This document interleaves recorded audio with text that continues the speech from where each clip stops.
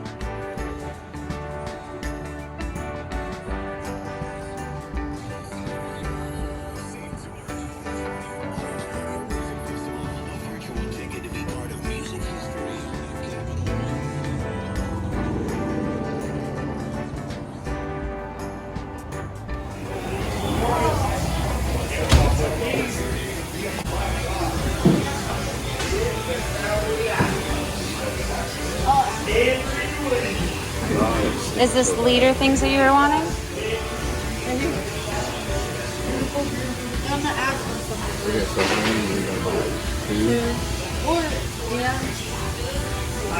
Here's the spider weight. If we do this, we'd have to buy hooks and stuff. That's a big one. Yeah, let's just get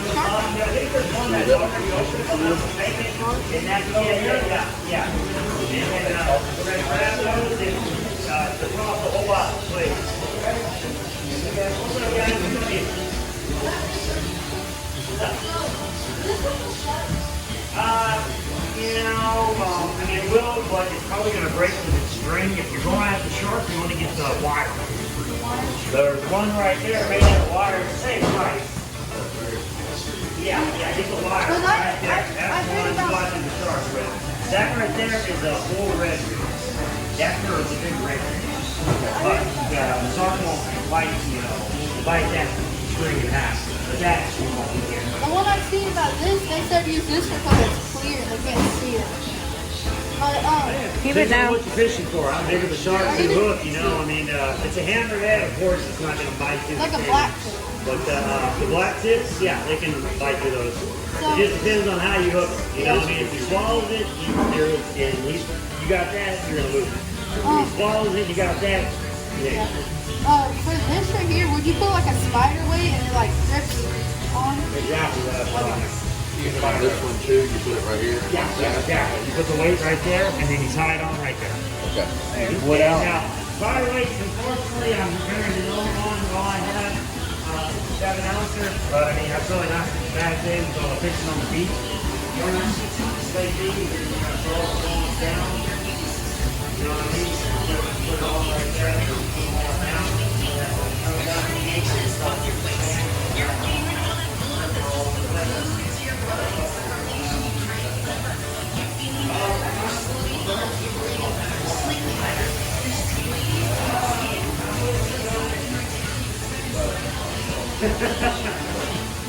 Yeah, this is the smallest one I have, that's why I was saying that. Okay. But I'm guessing you got a pretty big pull if you're putting that kind of weight. Well, you think 20 pound test would work? Because, 20 pounds. No, you need 40 points. Whenever I went down to the Jimmy from a pier place, I asked them what line to use. They said 20 to 50 pounds. And then they said like big old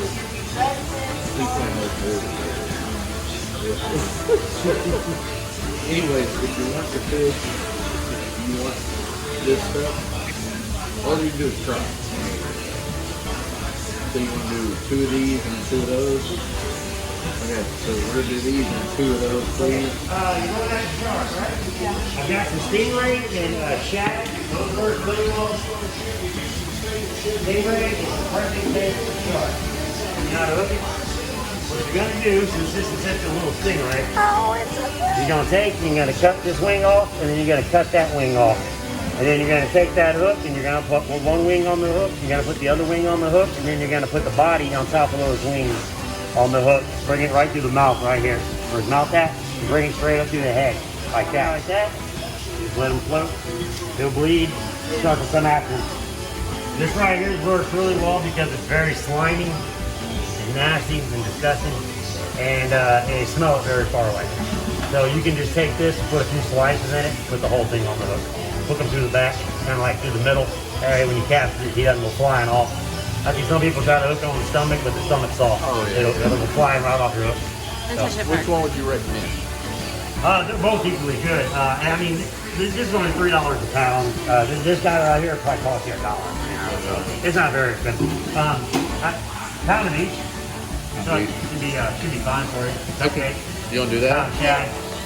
You know, give you a couple hours to do. Okay. Pound a piece. It's good.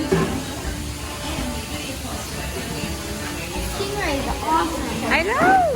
So the other day, my shrimper brought in the shrimp, and he was throwing them in the thing now. You know, throwing them in the tank. And I see swimming to the top, baby one, like that, little baby one. I was like, oh, it's so cool. He didn't even have a barb on him yet. He was so small. So I picked him up and I put him in a bucket.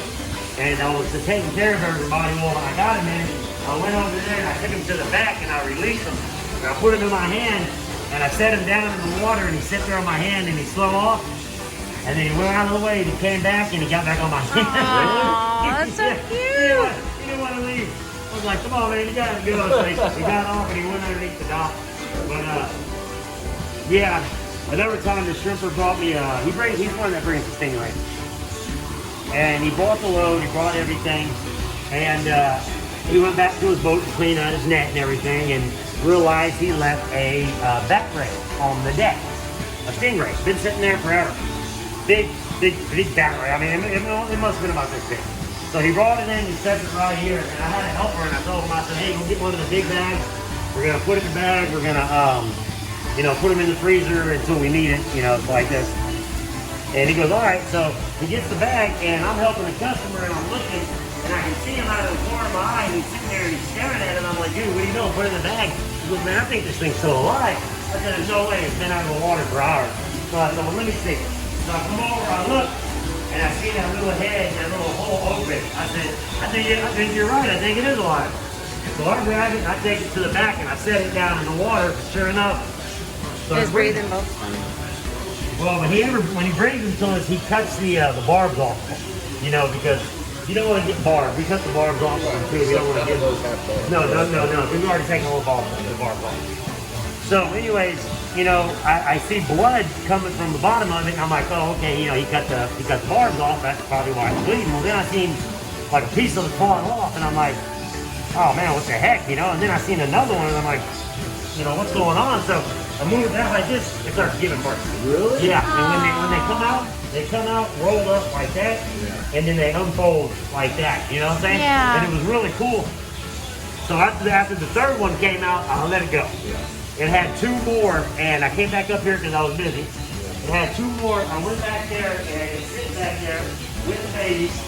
And so I get the stick, and I kind of prod at it a little bit. She gets up and swims away, and the babies go right by it. That's so cute. Crazy. I couldn't believe it. What are these right here that you put in the sand trout. It's cut bait. You can just use it as cut bait, same thing like the shad does. Okay. I just did it to equal you a pound. Okay. So you get a pound. You got a pound of beef here. You want to put some ice on this? Please. Yeah, but I took pictures of that and put it on Facebook. That was so cool. Yeah. I told the stripper, anything you bring in here that's alive, I'm throwing back in the water. I don't put it in my window to sit here and flap around, you know what I mean? But yeah, that little stingray was really cool. Yeah, all that red sage one right there, we got 17-pound test of it, and we were so commercial, so we were fishing with the catfish, and I pulled her up with a jump, and I just Big old catfish, huh? No, it was a big old spoonbill. It was like at least a 40-pound spoonbill on 17-pound test. Man. It was crazy. I've seen them groupers eat whole sharks. Right. People are reeling the shark in, the grouper comes up and eats the whole shark like this big. I'm like, oh my God. Never seen a grouper eat a shark before, but it was starting to get big. They like eat people. That's cool. Sports angler ruler. Okay, 2 centimeters.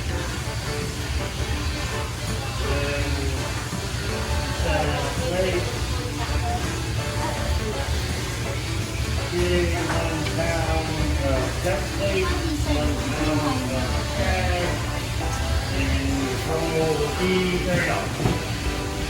I mean, if we have our drag set perfectly, I think, and we don't put like here.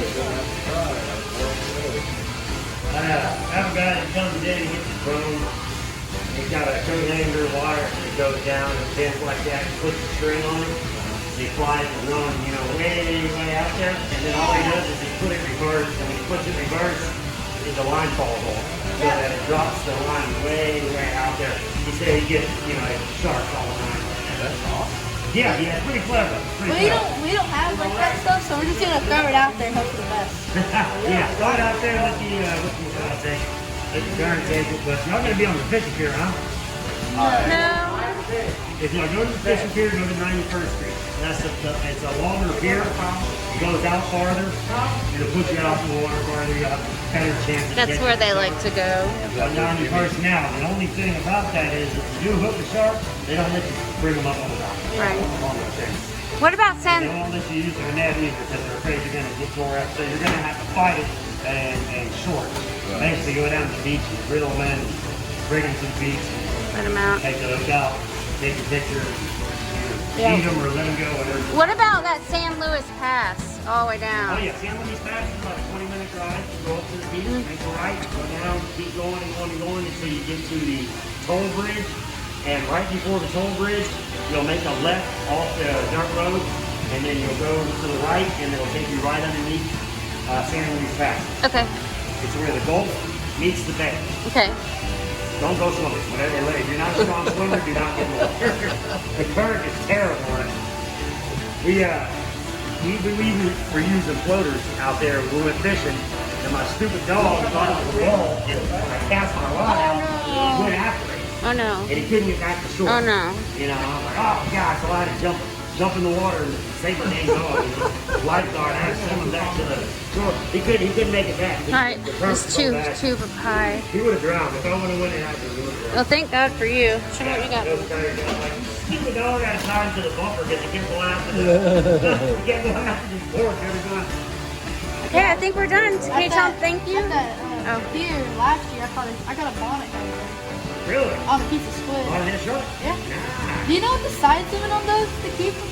Because I've seen like, I think it's like 25 for the black tip, and then it says like other species of sharks, 64 inch. Yeah, the black tips around here, they only get about maybe 6-7 feet long. Yeah.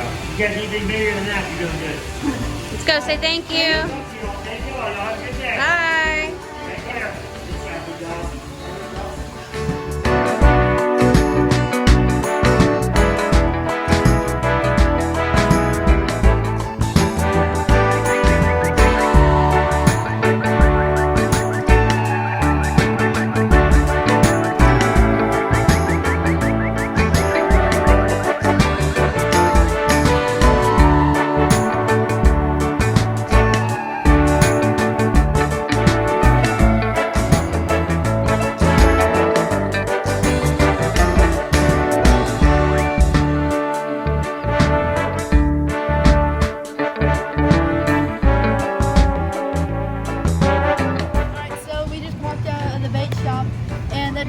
helped us out a lot with the bait and what we need, the hooks and all that.